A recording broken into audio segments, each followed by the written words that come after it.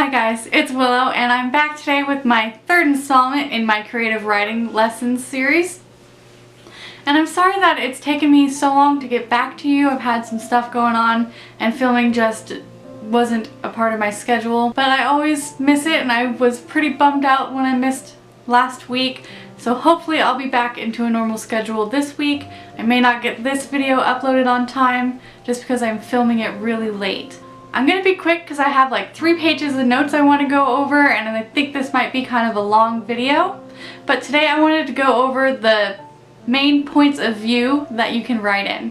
There are 4 main points of view. There are subcategories too, but we're not going to go into those in this video just because they get kind of convoluted and there's really only slight differences. But the 4 main types of point of view are first person, which is when you tell the story through the eyes of your main character. And then there's second person, which is when you address the readers using you and your.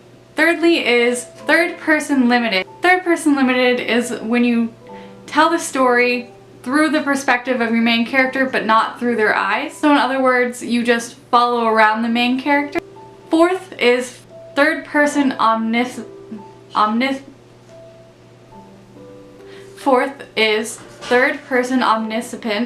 and it is where you write like you're a god, where you have access to all storylines and characters' inner thoughts and events. Switching between the points of view is generally frowned upon. It can be done if you do it correctly, but it's very difficult to pull off. Now I want to go through the advantages, disadvantages, and common mistakes of each different point of view.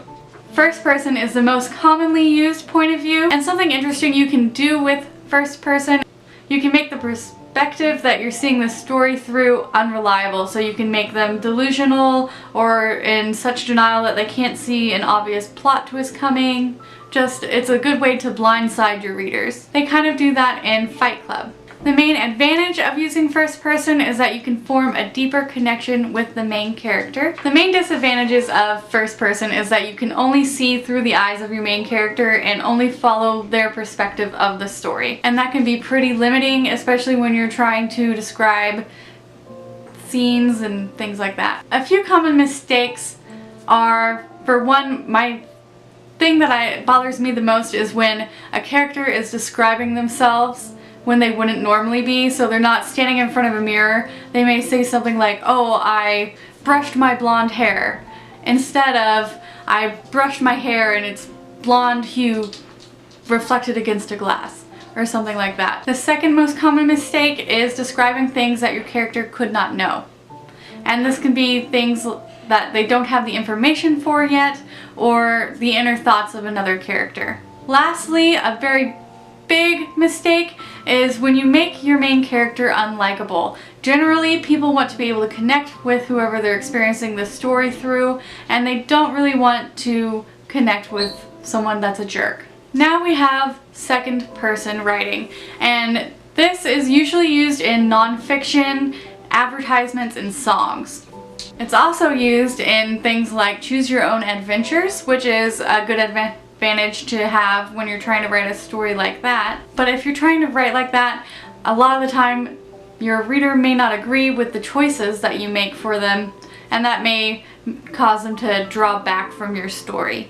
Next we have third person limited, and it's similar to first person in that you only follow the perspective of your main character, but you're not seeing things through their eyes, which gives you a little bit of an advantage because it's easier to describe things around them and what's happening around them and them themselves, but you can still limit their knowledge.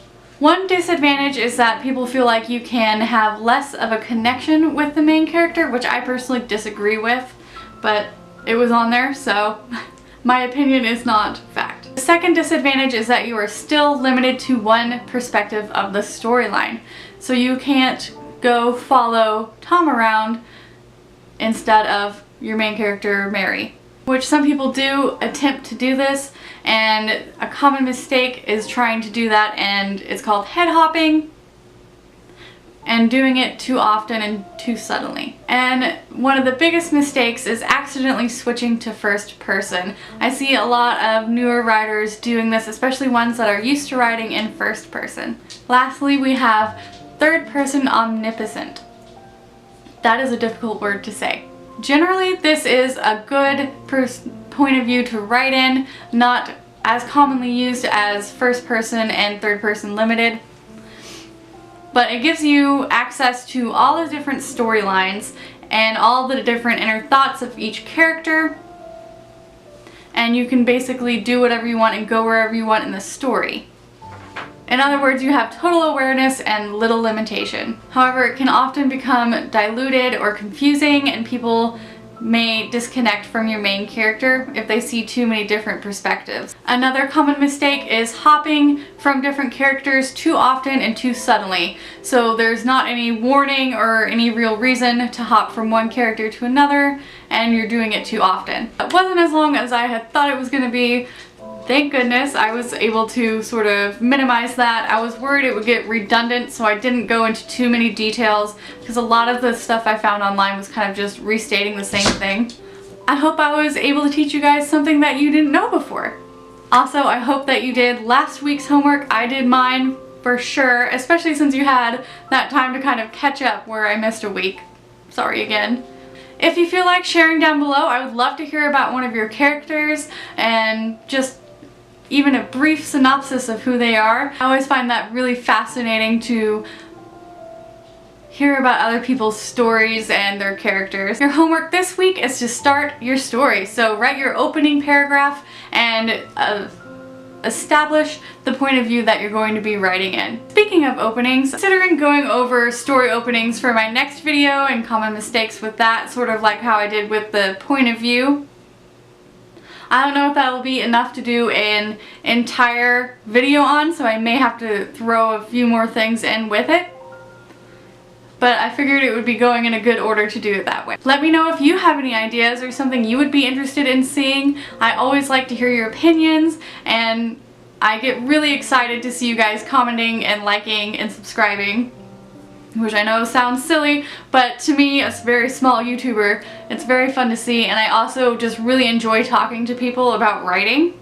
So basically I get to get my geek on. So if you haven't already liked and subscribed, please go ahead and do that down below. I usually also have my Twitter and Instagram linked in the description. If not, it's on my channel page as well. I'm really excited to see what you come up with, and if any of you guys share your characters, I'd love to see that and read that. I'm having a lot of fun doing this with you guys, and I think so far this is my favorite thing that I've done on this channel. But I'll see you guys next time. Thanks. Bye.